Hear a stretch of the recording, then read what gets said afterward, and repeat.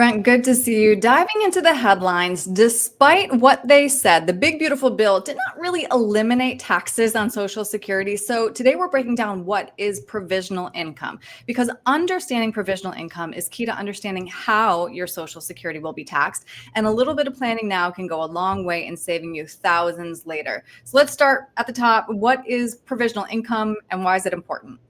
Yeah, provisional income is basically what the calculation used to determine if you pay taxes on your Social Security. There are a lot of misconceptions when it comes to taxation on Social Security. Some people think there is no taxes. Some people think the full amount is taxes. Right. And basically, it's a calculation to determine what you owe. Right. I'm glad you mentioned that because a lot of people don't realize that Social Security is taxed. So, what percentage is taxed and how does that relate to provisional income? Yeah, you can see why people are confused when you look at a chart like this. They've made it very difficult. But essentially, in the 80s, they said up to 50% can now be taxable. In the 90s, they said up to 85% is now taxable. So I always tell folks, Warren Buffett pays, up to 80 or up to 85% of his Social Security is taxed. He even gets 15% tax free. And so that calculation is used to determine what you owe. hmm All right. So, now let's get into the nitty gritty. What makes up provisional income? How do we reach that $44,000 threshold? Yeah, so it's basically your adjusted gross income plus a couple other things like distributions from or interest and dividends, stuff like that. But the biggest driver that I see that pushes people's Social Security into taxation is actually distributions from qualified accounts, hmm 401ks, 403bs, stuff like that.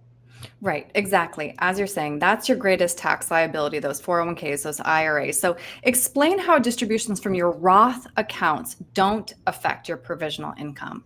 Okay, great question. So what we like to do is play the game. We want to pay the government as little taxes as possible. I And love that so in a game. perfect world, what would happen is folks would come to us in the early 50s. And what I would say is we're going to start creating these flexible buckets. All right. hmm Almost everybody shows up with a big bucket of pre-tax dollars. But in a perfect world, they would also have a brokerage and they'd also have a Roth because the taxability is very different. And so the goal is to come up with an income plan where we're strategically pulling from these buckets to keep our provisional income low enough.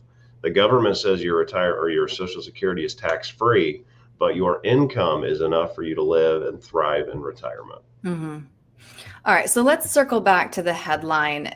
We want to clarify after the passage of the big beautiful bill, Social Security is still taxed, but explain, what's behind the headlines.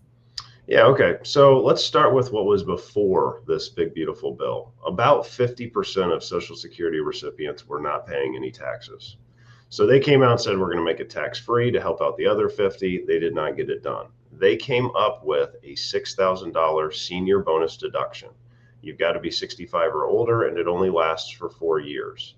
So the good news is from 50% today not paying it, they're estimating roughly 80% of people will not pay taxes on Social Security moving forward.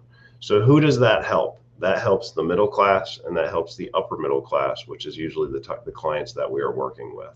So I hmm have a lot of clients who, one, are no longer paying taxes on their Social Security, and two, we just opened up some wiggle room for some free Roth conversions. And so hmm it's been a very positive thing for our client base.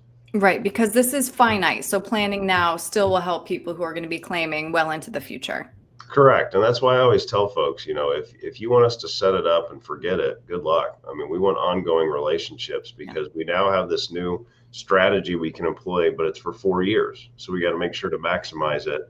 And then there's a drop off that's coming. If they don't renegotiate it, we're going to have to pivot back to something else. Absolutely. You're right. It's always a moving target. Well, Brent, if somebody would like to sit down with you to talk about how they can minimize the taxes on their Social Security or when to claim Social Security, which is a whole Sure. other, Yeah, that's conversation in and another of one. itself. We could do a I whole know. nother video on that.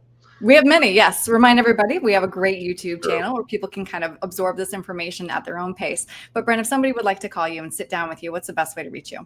Yeah, then go to young-wm.com. You can sign up there for us to reach out to you. Or you can call the office, 614-430-8383. Megan would love to jump on the phone call. She's wonderful. She'll get you scheduled with Kim or myself. Great. Brent, thank you. Thank you.